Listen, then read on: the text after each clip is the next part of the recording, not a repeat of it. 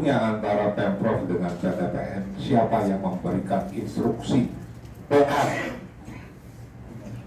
Kalau dari sisi kewenangan pembongkaran itu tentunya ada di Pemprov Pak, karena yang bisa melakukan hukuman administrasi kan Pemprov Pak. Seperti itu. Kami pemilik lahan Pak. Tentunya kami akan mendukung kalau memang secara regulasi itu tidak diperbolehkan Pak. Seperti itu. Oke, yang pertama berarti Pemprov. Yang kedua, bisakah Pemprov dengan PTPN melibatkan masyarakat untuk menyusun rencana? Yang tadi disampaikan akan ada pembongkaran, akan ada relokasi, akan ada kerohiman dan sebagainya. Bisa nggak? Justru Pak, di hari Kamis nanti kami mengundang bapak-bapak ini Pak. Oke. Iya, semua yang pedagang. Dan kami harap disitulah nanti akan selesai. Tetapi kalau nanti mindsetnya sudah pokoknya, tentu tidak akan ketemu Pak.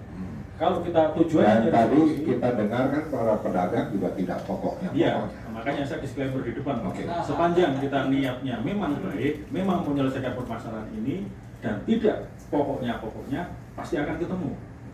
Gitu Pak. Karena tidak semua, belum tentu Pak, saya kembali menyampaikan bahwa 200 sekian orang Pak pedagang ini. Oke, sosialisasinya di mana rencananya Pak Ferdian? Nah ini Pak, rencananya kami akan, ini kami diskusi sama Bu Dati selaku manajer kebun, rencananya kami akan di kecamatan, kantor kecamatan atau kantor lurah teater seperti itu ya. Ya, seperti itu. Oke. Rencananya Pak. Kepada Pemprov ya, kepada Dinas Perkebunan yang nanti dilibatkan dalam merencanakan relokasi itu dinas apa ya? Izin Pak Ketua, kalau disebut hanya Ya, dioptimalisasi maksudnya lahannya apa? saja Pak. Ya, Tapi relokasinya. relokasi itu mungkin Dinas di apa? daerah lain Pak. Apa itu? Perkim. Perkim. Nah, untuk itu kita tugaskan Pak Bapak sebelum hari Kamis kalau bisa besok undang Astra Ekonomi dengan dinas yang berkaitan dengan Perkim. Ada nggak rencana itu? Hah? Ya, Perkim berapa komisi 4? Ya, coba kita telusuri. Mereka sudah menyusun rencana belum terkait dengan relokasi yang tadi 5 titik?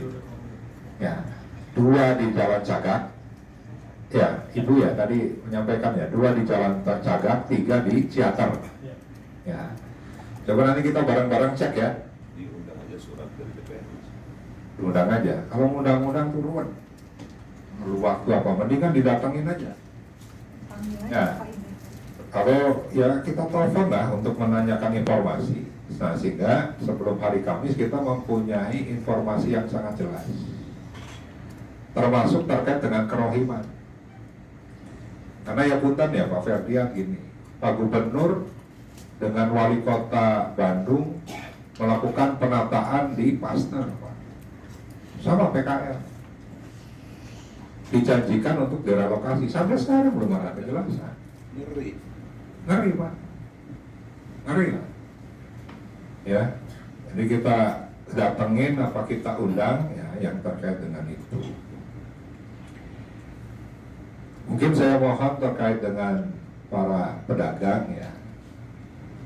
Tadi kan bisa membangun sendiri, menata sendiri. Nah, maksud saya juga harus dirumuskan ya, pedagang yang didampingi oleh Forkam untuk mencari solusi yang terbaik juga. Intinya kan gubernur ingin ditata supaya indah. Saya tidak setuju dengan yang dari Disbun. Kalau yang sepanjang jalan itu akan di, apa istilahnya tadi Pak? Akan ditanami kembali dan akan menjadi produktif. Saya tidak yakin. Saya tidak yakin. Nah, sehingga apa? Ya pemanfaatan yang lainnya harusnya juga bisa dilakukan. Tadi statement Pak Direktur sebelumnya, lahan-lahan yang tidak produktif ya bisa dimanfaatkan. Nah maka penataan itu juga menjadi bagian. Ya, untuk apa? Untuk Pak Gubernur pengen indah, ya udah indah lah. Karena beliau kalau tidak lewat Dawuan masuk tol lewat ya Ciater. pingin kanan kirinya elok. Ya. Saya pernah bilang kalau pengen elok masuk ke mall saja tuh indah-indah tuh. BPPN pingin juga ada pemasukan, ya masyarakat, ya kan? Perutnya harus tetap berisi, Pak.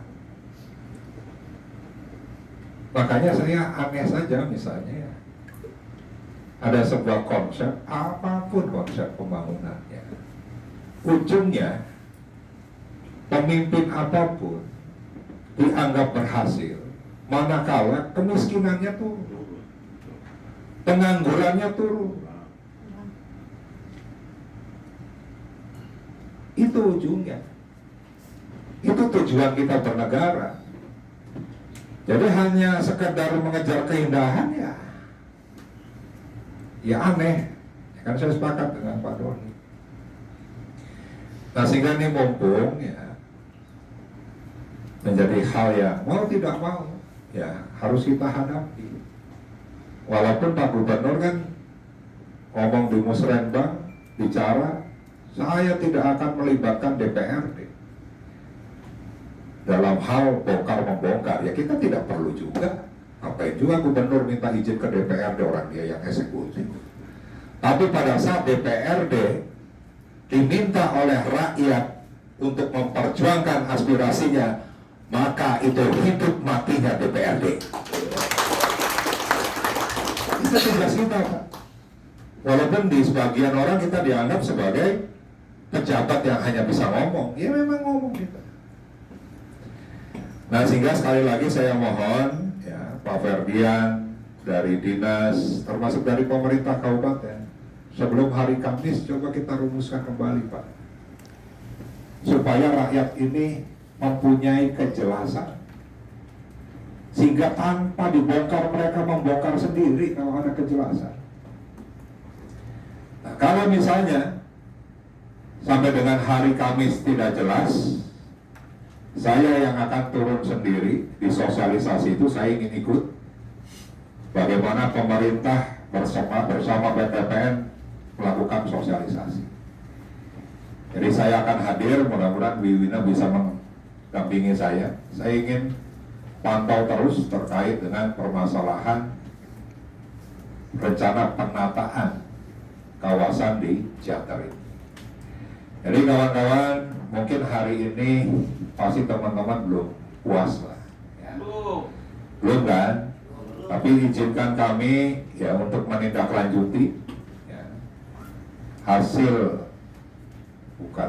apa yang disampaikan lah oleh bapak-bapak sekalian ya, dalam waktu beberapa hari ya, menjelang hari Kamis. Mungkin itu Bapak Ibu sekalian, Pak Ferdian, salam untuk Pak Direktur, masih punya PR juga dengan DPRD, Pak. Karena kita pun ingin juga membantu sebenarnya terkait dengan wilayah-wilayah yang telah diokupasi, ya. Bicara terkait dengan lingkungan, tapi ya sekali lagi gitu kan, pilihan jajaran direksi salah, Pak. Kalau target untuk penertiban okupasi hanya di PKL. Padahal banyak kawasan lain yang dikuasai puluhan hektar ya, oleh bukan masyarakat kalau sudah puluhan hektar, oleh pengusaha ya. Jadi itu komitmen kita Bapak Ibu sekalian. Terima kasih sekali lagi, dan teman-teman DPRD ya mohon bantuannya untuk bisa mengecek bersama-sama. Mungkin itu ya Bapak Ibu sekalian, cukup ya, karena ini sudah berjalan dari 1:30. Ini rapat yang panjang juga nih, 2 jam setengah ya. Sekali lagi terima kasih yang dari Subang, selamat jalan, hati-hati jalan, semoga selamat sampai tujuan. Kemarin saya dengan Bu Ina juga ke Subang lewat Ciater, memang saya lihat kondisinya yang tidak seramai dulu. Jadi saya mengetahui betul perasaan teman-teman pedagang di sana. Terima kasih, kita akhiri dengan sama-sama mengucapkan hamdalah. Alhamdulillahirabbil alamin. Wassalamualaikum warahmatullahi wabarakatuh.